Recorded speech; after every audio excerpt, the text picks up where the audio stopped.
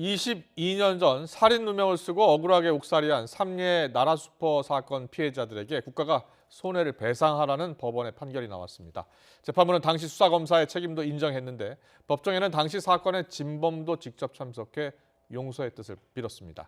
취재기자 연결합니다. 나혜인 기자. 네, 서울중앙지방법원입니다. 2주 전에 약촌 오거리 살인 사건 피해자도 배상 판결을 받았는데요. 삼례 사건에서도 국가의 책임이 인정된 거죠?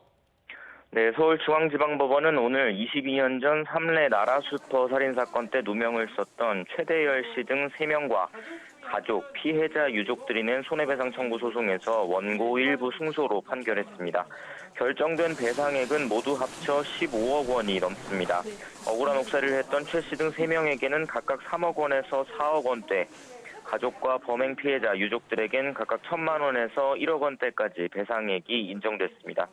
재판부는 특히 당시 수사검사였던 최모 변호사도 전체 배상액 가운데 22%가량인 3억 5천여만 원을 국가와 함께 부담하라며 책임을 물었습니다. 삼례 사건은 지난 1999년 2월 전북 완주군 삼례읍에서 발생한 강도 살인 사건으로 당시 지적장애인 최 씨 등 이른바 삼례 3인조가 범인으로 몰려 대법원에서 징역 3년에서 6년형을 확정받았습니다.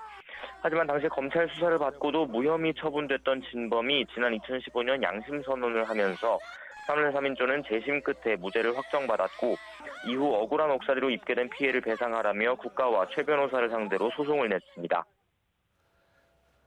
그런데 오늘 법정에는 당시 사건의 진범이 직접 나왔다고요? 네, 오늘 법정에는 삼례 3인조 가운데 2명과 피해자 유족, 법률 대리인인 박준영 변호사, 그리고 당시 사건 진범 가운데 1명이 참석했습니다. 이 사건 진범들은 공소시효가 지나 아무도 처벌받진 않았는데 진범 중 1명은 재심과 이번 배상소송 과정에서 직접 법정에 나와 자신이 저지른 범죄와 당시 부실 수사 과정을 증언했습니다.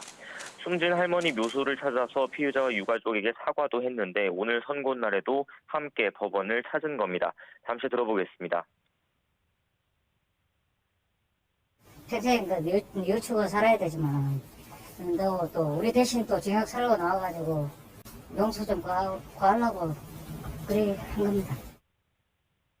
처음 만난 날 엄청 떨었어요. 엄청 떨었는데 이번님들 솔직히 지금 현재도 이 자리에 쓰고 싶으시겠어요. 굉장히 어려우시잖아요. 여기 쓰시는 게. 근데 그래도 모른 척 안 하시고 이렇게 나서주시는 게 너무 감사하다 보니까. 억울하게 옥살이했던 최대열 씨도 이런 일이 다시는 없길 바라고 가족들 모두 행복하게 살았으면 좋겠다고 소회를 밝혔습니다. 하지만 당시 불법 부실 수사를 했던 경찰과 검사들은 모습을 보이지 않았습니다. 이들도 모두 처벌되지 않았는데 특히 당시 전주지검 검사로서 진범들을 붙잡고도 풀어줬던 최 변호사는 오히려 자신의 명예가 훼손됐다며 맞소송까지 냈습니다. 하지만 법원은 오늘 국가배상 판결을 내리면서 최 변호사의 맞소송도 기각했습니다. 지금까지 서울중앙지방법원에서 전해드렸습니다.